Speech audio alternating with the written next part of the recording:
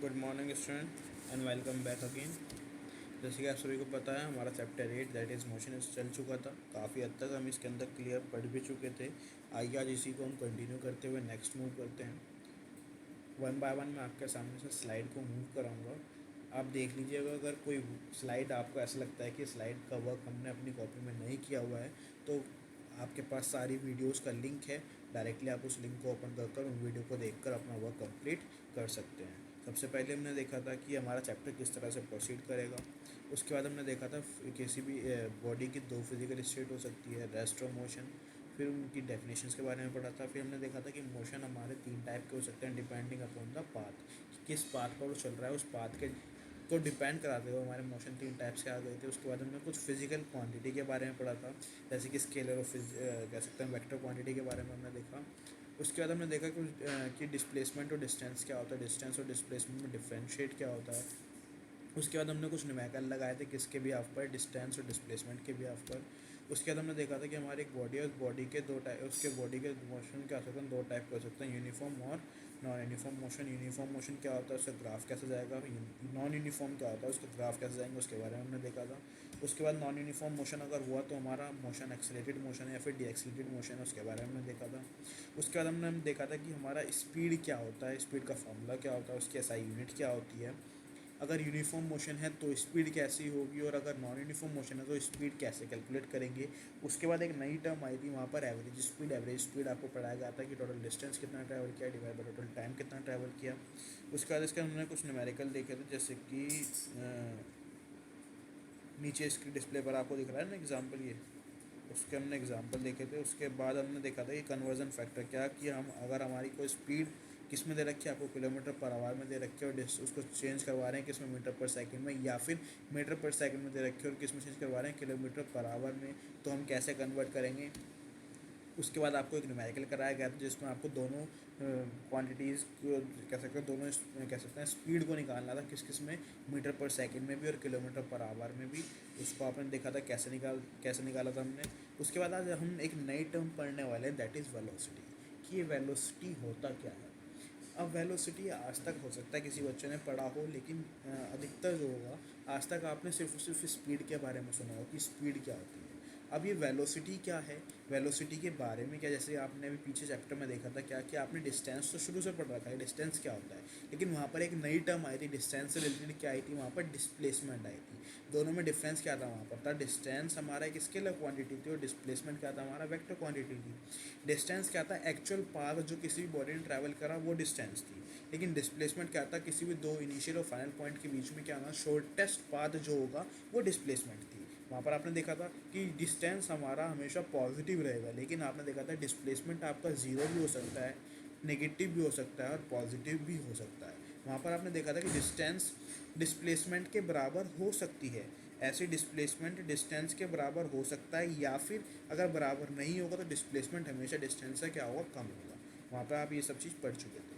अब हम क्या देखेंगे, आपने इस लेक्चर को, इस कह सकते हैं इस लेक्चर से पहले आपने प्रीवियस लेक्चर में क्या देखा था, हमने स्पीड के बारे में पढ़ा था। ठीक है, तो स्पीड वहाँ पर दिखाया गया था आपको क्या है, कि एक स्केलर क्वांटिटी, स्पीड क्या थी हमारी, एक स्केलर क्वांटिटी थी।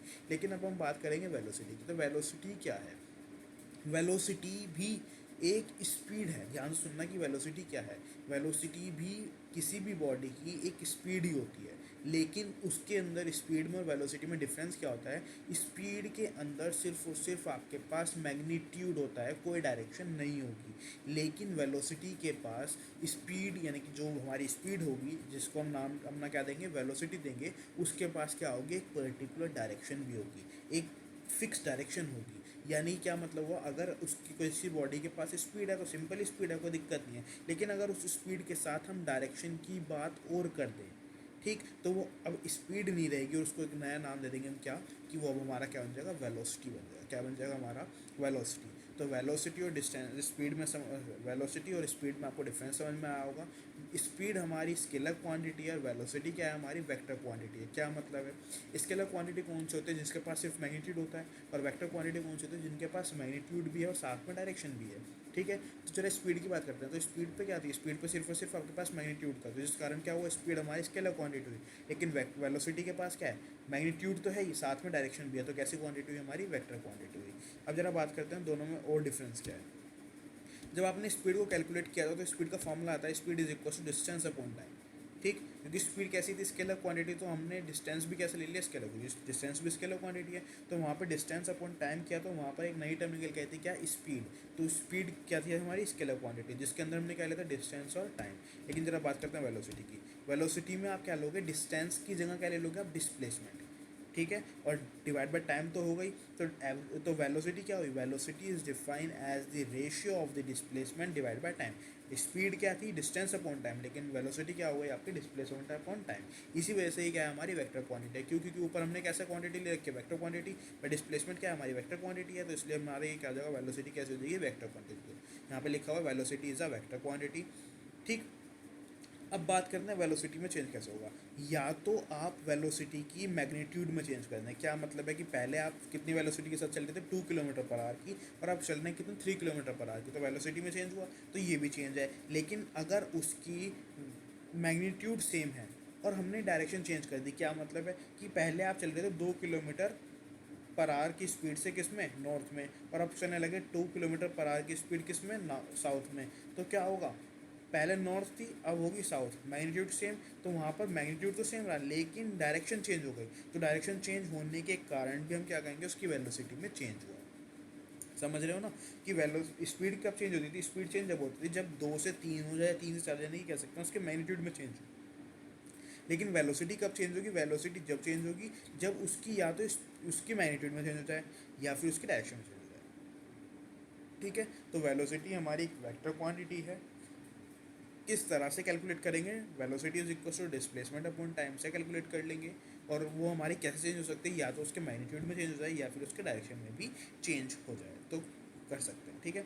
अब बात करते हैं अगर हमारा मोशन कैसे करने लगे, कोई बॉडी नॉन यूनिफॉर्म मोशन करने लगे, कैसे करने लगे, नॉन यूनिफॉर्म। नॉन यूनिफॉर्म का मतलब बताया जाता है कि उसकी कह सकते हैं उसकी स्पीड में या फिर उसकी वेलोसिटी में टाइम के साथ लगातार चेंज हो। तो आप वहाँ पर क्या निकाला था आपने, स्पीड में देखा था कि अगर हमारी कोई बॉडी नॉन यूनिफॉर्म मोशन करती है तो आप स्पीड ना निकाल कर वहाँ पर क्या निकाल लेते थे, एवरेज स्पीड। तो ऐसे ही यहाँ पर हम करेंगे क्या कि अगर हमारा कोई बॉडी नॉन यूनिफॉर्म मोशन कर रहा था, हम यहाँ पर वेलोसिटी ना निकाल कर क्या निकाल लेंगे, एवरेज वेलोसिटी। तो एवरेज वेलोसिटी कैसे निकालोगे, जैसे आपने एवरेज स्पीड निकाली थी, एवरेज स्पीड कैसे निकाली थी, total distance upon total time. तो एवरेज वेलोसिटी कैसे निकालोगे, total displacement upon total time, simple, ठीक है।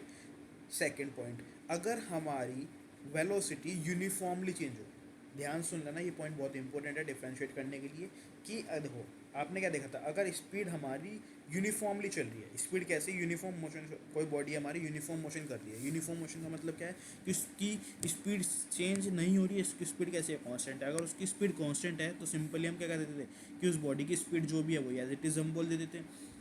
लेकिन अगर आप कहें कि वो बॉडी नॉन यूनिफॉर्म मोशन कर रहे हैं तो वहाँ पर आपको स्पीड की जगह एक नई वैल्यू निकालनी पड़ती थी, क्या, एवरेज स्पीड। अब जरा बात करते हैं वेलोसिटी की। अगर वेलोसिटी हमारी नॉन यूनिफॉर्म मोशन, कोई बॉडी हमारी नॉन यूनिफॉर्म मोशन कर रही है तो आप उसके लिए क्या कर लोगे, एवरेज वेलोसिटी निकाल लोगे। लेकिन अगर वो बॉडी यूनिफॉर्मली अपनी वेलोसिटी को चेंज करे, यूनिफॉर्मली अपनी वेलोसिटी को चेंज करें, तो आप अपनी एवरेज वेलोसिटी कैसे निकालोगे वहाँ पर, तो आप एवरेज वेलोसिटी निकाल लोगे क्या कि उसकी शुरुआत में वेलोसिटी कितनी थी और उसकी फाइनल पॉइंट पर वेलोसिटी कितनी है।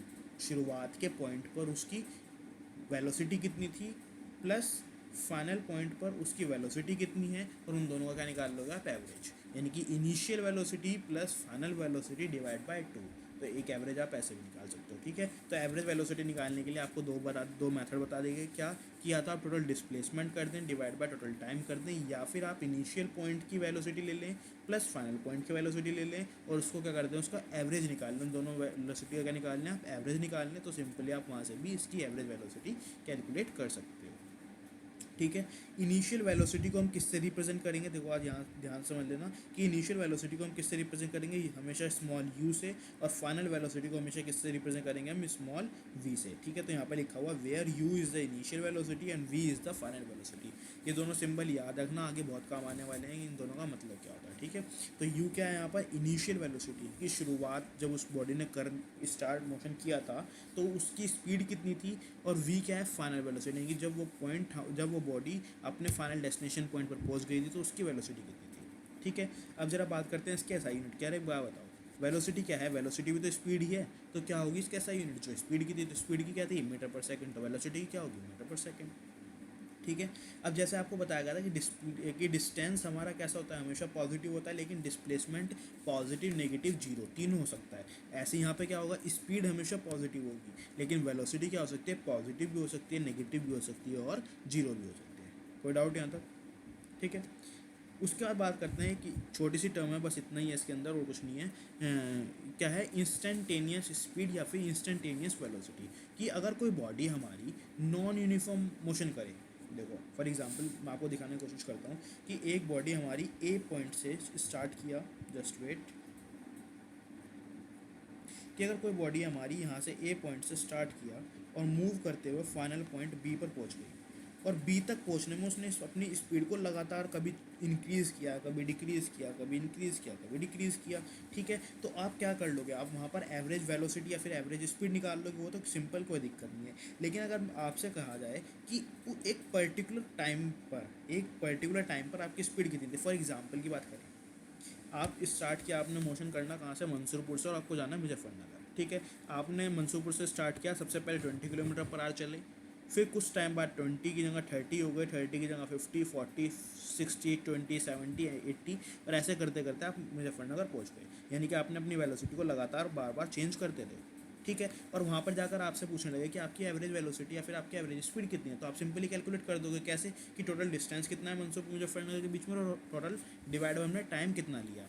या फिर अगर वेलोसिटी निकाल रहे होंगे तो वेलोसिटी को आप टोटल डिस्प्लेसमेंट अपने टोटल टाइम से निकाल दोगे, ठीक। लेकिन बात करें कि अगर वो आपसे पूछने लगे क्या, कि जब आपने मंसूरपुर से स्टार्ट किया था, फॉर एग्जांपल 3 बजे आपने मोशन करना स्टार्ट किया, ठीक है, और आप 5 बजे या फिर कह सकते हैं 3:30 बजे आप वहाँ पर मुजफ्फरनगर पहुँच गए, और आपसे कहने लगे कि आपकी स्पीड कितनी थी, कब, जब टाइम कितना हो रहा था, 3:15, तो आपकी उस 3:15 टाइम पर स्पीड कितनी थी, तो उस चीज़ को हम क्या नाम देंगे, उस स्पीड को क्या नाम देंगे, या फिर उस वेलोसिटी को क्या नाम देंगे, तो उस स्पीड को या फिर उस वेलोसिटी को नाम क्या देंगे अपना, इंस्टेंटेनियस, यानी कि उस क्षण, उस टाइम, उस पल भर के लिए कह सकते हैं, उस क्षण के लिए हमारी स्पीड कितनी थी या फिर वेलोसिटी कितनी थी। तो क्या होते हैं इंस्टेंटेनियस वेलोसिटी या फिर स्पीड, क्या होती है, the magnitude of a speed, कि कितनी हमारी स्पीड थी या फिर वेलोसिटी थी, कब, at a particular instance of a time, यानी कि किसी भी एक particular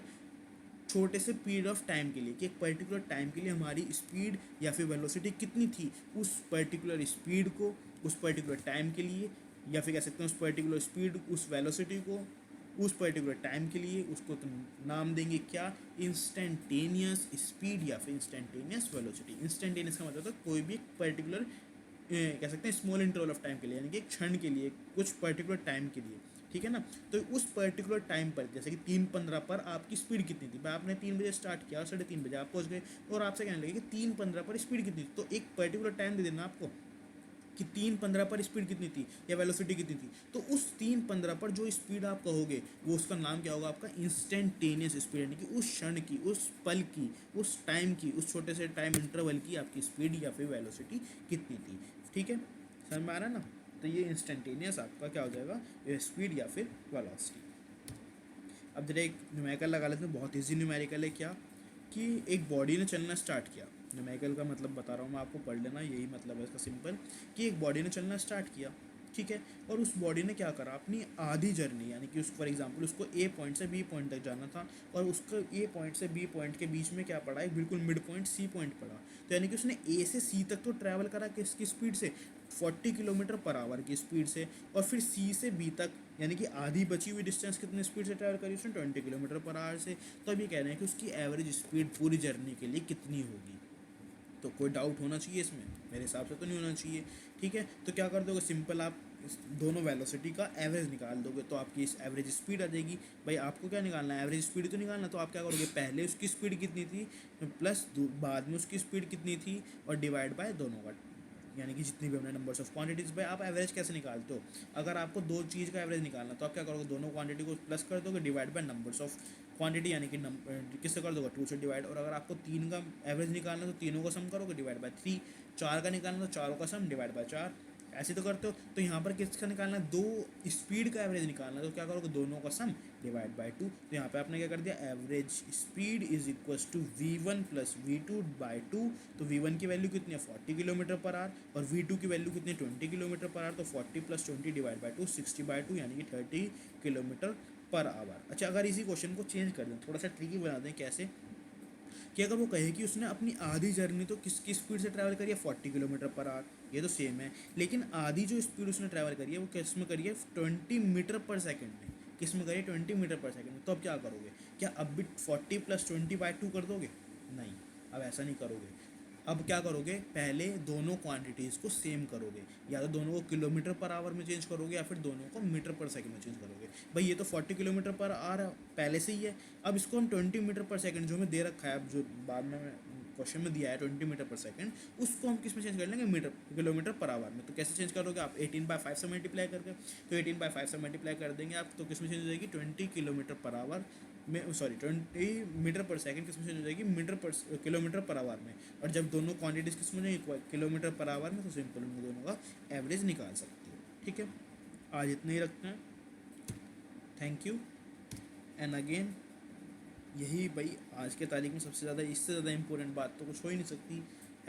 #stay home and stay safe.